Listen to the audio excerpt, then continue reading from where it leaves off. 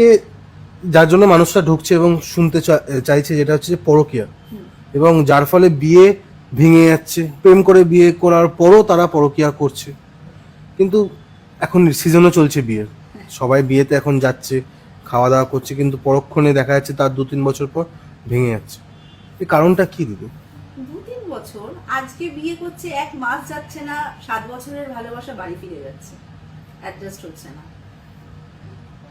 পরক্রিয়াটা, আজকে তুমি পরক্রিয়া সম্পর্কে জানতে চাইছো? একদমই। পরক্রিয়া সম্পর্কে কি বলবো, যত বলবো তত কম। এখনকার ব্যাপারটা হয়েছে কি জানো তো, মানুষের লোভ আর চাহিদা, মানুষের উচ্ছৃঙ্খল জীবনযাপন, এই 3টে জিনিস সংসার নষ্ট করে দিচ্ছে। পরকীয়াটা এমনই জিনিস, ক্যান্সার জানো, ভ্রূণ ক্যান্সার, এরকম একবার লাগলে পুরো জীবন তছনছ করে দিচ্ছে। বহু সংসার ভেঙে যাচ্ছে। 2025-এ তো প্রচুর ডিভোর্স দেখেছি, সেপারেশন দেখেছি, সেই তুলনায় 2026 একটু বেটার। এটা চলবে 2028-29 পর্যন্ত, এই ডিভোর্স, এই মানসিক অশান্তি, হাজবেন্ড ওয়াইফের মধ্যে ডিটাচমেন্ট, এটা চলবে। কিন্তু 2025-এর থেকে 2026 একটু বেটার, একটু বেটার। 26 ভালো। সালটা ওটা রবির বছর, ভীষণ ভালো বছর। পরক্রিয়া জানো তো, আমি আগের বারেও বলেছি, পরক্রিয়া একটা জিনগত সমস্যা। আমি আগের পডকাস্টে এটা আমি বলেছি। আর সেকেন্ড কথা হচ্ছে, যে চিটিং করে সে জেনে শুনেই চিটিং করে, যে আমি ওকে ঠকাচ্ছি। একটা 14 বছর 15 বছর প্রেম করে বিয়ে করে বিবাহিত জীবন 20 বছর, মানে অল ওভার 20 বছর 25 বছর, সে তো জানে যে তার বউ কেমন, বা যদি কেউ প্রেম করে বিয়ে করেছে সে তো জানে তার বউ কেমন বা তার গার্লফ্রেন্ড কেমন, সেসব জেনেই তাকে বিয়ে করছে, বা তার হাজবেন্ড কেমন। পরক্রিয়া হচ্ছে একটা ভ্রূণের মতন ক্যান্সার, যার কোনো অ্যান্সার নেই। আর যে পরক্রিয়া করছে সে জেনে শুনে পরক্রিয়া করছে, কিছুটা লোভ, লালসা, কিভাবে অন্যের থেকে জিনিস কামিয়ে নেওয়া যায়। খুব কম এরকম আছে যে, দেখো এরকম অনেক আছে কৌশিক, যে কেউ এমনি এমনি সংসার ত্যাগ করে না, এটা খুব সত্যি কথা। 14 বছর 15 বছর 25 বছর সংসার করছি, তারপর আমি অন্য কারোর কাছে চলে যাচ্ছি, তার পেছনে কখনো কখনো হয়তো কিছু কারণ থাকে। 100 জনের মধ্যে হয়তো 2 জনের থাকে, কিন্তু 100 জনের মধ্যে 98 জন যারা পরক্রিয়া করে তারা জেনে শুনে পরক্রিয়া করে।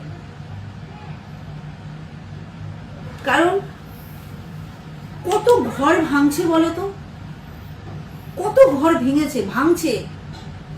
হাজবেন্ড ওয়াইফের দারুণ রিলেশন, দুজনে বিছানায় আসলে ওদের মতন ভালো রিলেশন কেউ নেই, কিন্তু দেখো কোনো না কোনো কারোর মধ্যে এরকম বহু আমার কাছে এক্সাম্পল আছে, হাজবেন্ড অন্য জায়গায় রিলেশনে আছে, বউ জানতেই পারে না। বউয়ের কাছে একটা ভালো ক্যারেক্টারের হাজবেন্ড, কিন্তু বাইরে এই অবস্থা।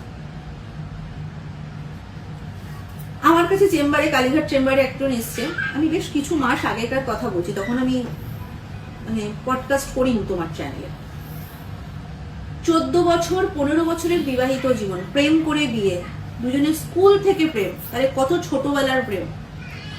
হাজবেন্ডের ট্রান্সফারেবল জব, কোনো রকম ভাবে মানে ওয়েস্ট বেঙ্গলের বাইরে গেছে কাজের কোনো সেমিনারে, মানে হয় না, মনে যত সম্ভব ছেলেটা মনে হয় কোনো মেডিকেল রিপ্রেজেন্টেটিভ ছিল। তো একটা ওদের মিটিং হয়, ওখানে আবার ওদেরই কোনো একজন বন্ধু এসে, মানে তার সঙ্গে জানাশোনা, তার সাথে পরিচয়, তার সাথে প্রেম হয়েছে, প্রেম হয়ে তাকে বিয়ে পর্যন্ত করেছে, বিয়ে করে সে প্রেগনেন্ট। এই বউ জানেই না, এই বউ জানেই না, এই ফার্স্ট পক্ষের বউ জানেই না। ওই হাজব্যান্ডে যখন আমার কাছে আসছে, দিদি আমি এরম ভাবে ফেসে গেছি, আমার প্রথম পক্ষের বউ জানতে পারলে সুইসাইড করবে, ওর বাড়ির অবস্থা খুব ভালো, আমি কি করে এই সেকেন্ড রিলেশনশিপটা থেকে বেরাবো। আমি মানে তুমি বেরাবে মানে, তোমার মতন তো বাজে ছেলে পৃথিবীতে খুব কম আছে। তাহলে আমি ঠিক, আমি এইভাবেই কথা বলেছি। তুমি তো জেনে শুনে তুমি তাকে চিটিং করেছো, সে একটা আনম্যারিড মেয়ে, প্রথমত সে তাকে বলেইনি সে ম্যারিড।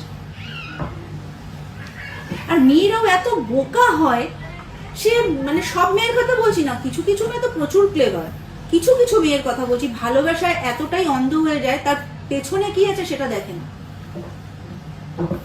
ও ম্যারিড কি না সেটা জানার পর্যন্ত চেষ্টা করলো না, সে ও বললো আনম্যারিড, ও সেটাই বিশ্বাস করে নিল, করে এবার বিয়ে করে সে এখন প্রেগনেন্ট। এখন যেহেতু প্রেগনেন্ট হয়ে গেছে, এখন কিছু করার নেই, এবার মেয়েটাও প্রেশার করছে তোমাকে বিয়ে করতে হবে, সে বিয়েও করেছে, এখন আর তাকে এই বাড়িতে এন্ট্রি দিচ্ছে না, কারণ বউ জানতে পারলে বউয়ের বাপের বাড়ি যথেষ্ট স্ট্রং, তার একটা কিছু হয়ে যাবে, তার চাকরি নিয়ে টানাটানি হবে, বা বউটা যদি বাই চান্স কিছু করে সারা জীবনের জন্য ফেসে যাবে।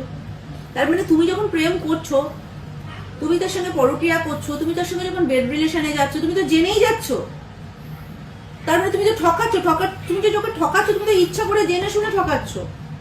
তার সঙ্গে তুমি 1 বছর প্রেম করছো, হয়তো একবার মেনে নিলাম যে ইনফ্যাচুয়েশন বা কিছু, একবার তুমি তো তার সঙ্গে দিনের পর দিন ফিজিক্যালি হয়েছো, তো তুমি যদি তার সঙ্গে দিনের পর দিন ফিজিক্যালি হয়ে থাকো, তোমার ওয়াইফের ভবিষ্যৎ নষ্ট করলে, তার বিশ্বাস নষ্ট করলে, প্রথম পক্ষে তার একটা সন্তান আছে, সেই সন্তানের ভবিষ্যৎ তুমি অন্ধকার করলে, তুমি কখনো জানতে চেয়েছো এই সন্তান যখন জানবে যে তোমার ক্যারেক্টার এরকম, বা তুমি এরকম ভাবে ঠকিয়েছো তার মাকে, বা তুমি তার ভবিষ্যৎ নিয়ে টানাছেঁচড়া করেছো, তোমার ইমেজ কি যাবে সন্তানের উপর? সেকেন্ড, তুমি এখন যার সাথে রিলেশনে আছো, এই যখন ভূমিষ্ঠ হবে, পৃথিবীতে আসবে, সে যখন জানতে পারবে তুমি এরকম করেছো, সেকেন্ড পক্ষের বউ জেনে গেছে যে ওর ম্যারেজ, প্রেগনেন্ট হয়েছে, তারপর জানিয়েছে, যখন ও খুব প্রেশার করছে যে তুমি আমাকে বাড়ি নিয়ে চলো। ওরা পালিয়ে গিয়ে বিয়ে করেছে, অনুষ্ঠান করে কিন্তু বিয়ে করেনি। এবং মেয়েটা ঝাড়খণ্ডের মেয়ে, এখানে এসে বিজনেস করছে, মানে কাজ করছে। তাহলে প্রি প্ল্যান করে ছেলেটা দুটো মেয়ের জীবন নষ্ট করলো। তাহলে পরকিয়া করে এখন তুমি হাবুডাবু খাচ্ছ যে কিভাবে রিলেশন থেকে তুমি বেরিয়ে আসবো। তুমি দুটো মেয়ের ভালো ভালো দুটো জ্যান্ত মেয়ের জীবন তুমি শ্মশানে পরিণত করছো।